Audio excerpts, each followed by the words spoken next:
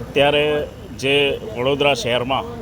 ઈરાનના યુદ્ધની જે અસર જોવા મળી છે, એમાં પણ અમારા જે આ ગરીબ શ્રમજીવી લારી ગલ્લા ધારકો છે, એમને અત્યારે બ્લેકમાં 4,000 રૂપિયા ખર્ચીને બોટલ લેવા પડે તેવી પરિસ્થિતિ ઊભી થઈ છે. તેથી અમો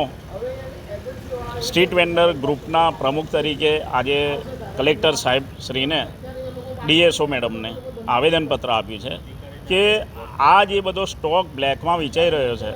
તેને નાબૂદ કરવામાં. તેથી અમો આજે લેખિતમાં રજૂઆત કરી છે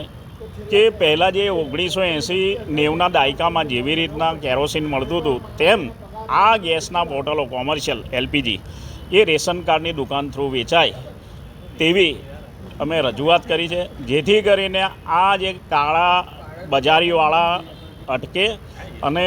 આ શ્રમજીવીઓના ધંધા ચાલુ રહે અને રોજગારી ચાલુ રહે અને તેમનું કુટુંબનું ભરણ પોષણ થાય તેવી એક રજૂઆત આજે ડીએસઓ મેડમને કરવામાં આવી છે. અરવિંદ સિંધા, પ્રમુખ સ્ટ્રીટ વેન્ડર ગ્રુપ.